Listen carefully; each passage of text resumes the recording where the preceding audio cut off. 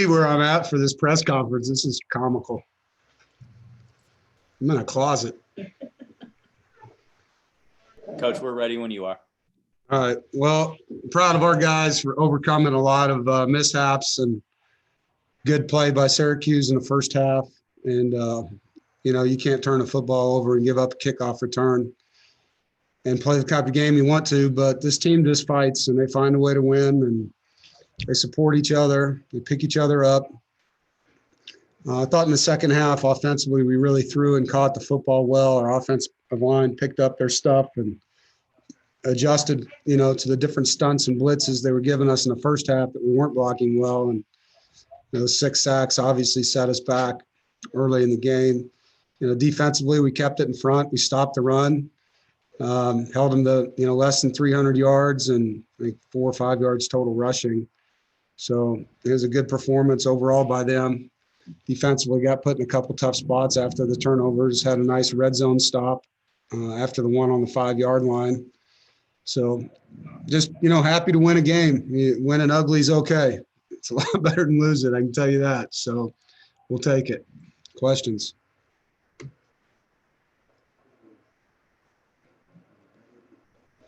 Raise your hand for questions from Coach. All right, go ahead, Rob. Dave, could you just speak to Bayley Hotman's play, particularly in the second half?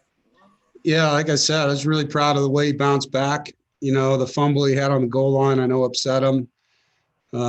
He was sick early in the week, and I think he got a little fatigued early in the game. Thought he did a really nice job at halftime settling in. And just gave our receivers a chance to make plays, and they made them. He threw some really accurate passes, and the guys made him look good, making the catches for him. And he read coverage. He stood in there. He had time to throw, which makes a difference, obviously, in the second half. But very proud of Bayley for the way he stepped up. Go ahead, Jonas. Coach, congratulations on the win. Thank you. You talk about this team and how they can face adversity, but they bounce back and they just find a way to get it done. Is there one player on this roster who represents that better than Bayley after you saw how his first half was, how his career has been? Is there anyone who represents that better than Bayley Hotman? No, I think, he's a great example of overcoming adversity. And there's many of them on our team. I could tell stories for a long time on that, but he's definitely a great representative of a young man that's overcome different obstacles and adversities, and obviously, showcase that today in the second half. Go ahead, James. Yeah, Dave, I'm not sure what type of angles you guys have in the dome to where you can see some of the replays, but what were your thoughts on a couple of the big plays they overturned? Did you have really much of an angle in there to see those? Well, the one that I thought was not conclusive was Bayley's. It looked to me like he reached across the goal line and then lost the football. Our interpretation of a touchdown is you have to have control of the ball as it crosses the goal line, which he did. I'm not sure how they overturned that. I thought that was a bad decision on their part. The other two, I could see why they did. The fade on our sideline at the end of the game was a tough one to see on the screen. Maybe they had a better view of that. I think the one with Ricky, it definitely looked like his foot was out when they froze it on the sideline there. And just mentally, how is it for a player or team to kind of put plays like that behind them? Is there something you really have to say to them to adjust for that?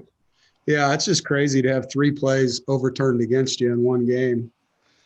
I don't know. Thanks, Dave. I need to go to a witch doctor and figure out a way to break a curse, apparently, on that. Go ahead, Todd. Yeah, Coach, there's been a couple of games when Thayer didn't have any catches. How important is it to get him in the offense? Obviously, when he has a couple of catches, it seems like the offense is so much better. Yeah, I mean, Thayer's a great player. He's a weapon.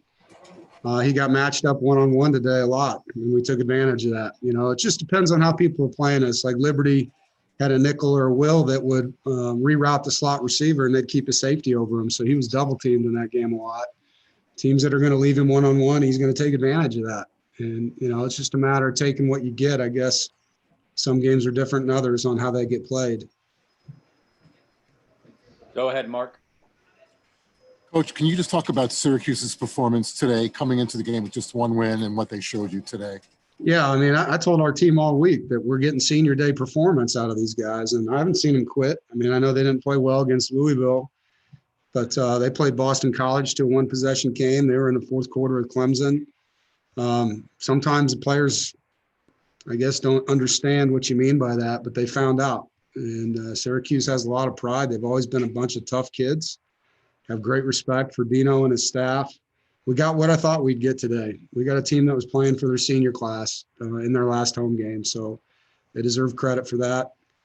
And hopefully I'll get the same out of our guys next week in our senior game. Go ahead, Brett. Dave, I know all coaches have a chart on 2-point plays. Did the chart say, especially on the first one, do you go for 2 there, or was that a gut feeling? No, I mean, it said go for 2 in the first half, and we said we wouldn't do it until the second. I told the team at halftime we're going to score in the drive, and we're going to go for 2 and tie the game. I think it was the right thing to do. It allows you to know earlier in the half, what you're playing for as the game goes on, if you get it or don't get it. I'd rather do that than wait till the end. So it definitely says that early in the game, but for us, we don't really like to do it until the second half. Thanks. Congratulations today. Appreciate it.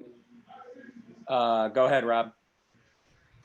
What was your message to your team at halftime? Were you upset? Were you calm? How did you approach that? I was far from calm. I was very upset, and I let them know it, and demanded that we played the way that, we're supposed to play the game, and called on every position group to step up and give us what they're supposed to, and that they're playing for something that nobody in this school has ever done, and win 7 conference games. And I'm not going to be around guys that don't get that done because they don't put their best out on the field. And so proud of the way they heard the message and came out and played well in the second half. Okay, last question for Coach will come from James Henderson. Yeah, Dave, on the kickoff return for a touchdown, I know at times you've talked about a sky kick. Was that by design or No, just okay? no, it was a poor kick by Trent, and our guys didn't get off blocks and make tackles. And we had 3 guys there on the replay, didn't get it done. It starts with the kick. We're trying to kick the ball into the end zone or between the hash and the numbers, and he kicked it right down the middle of the field. So that's hard on your coverage unit when you do that, but we still got to be able to get it down. Appreciate it.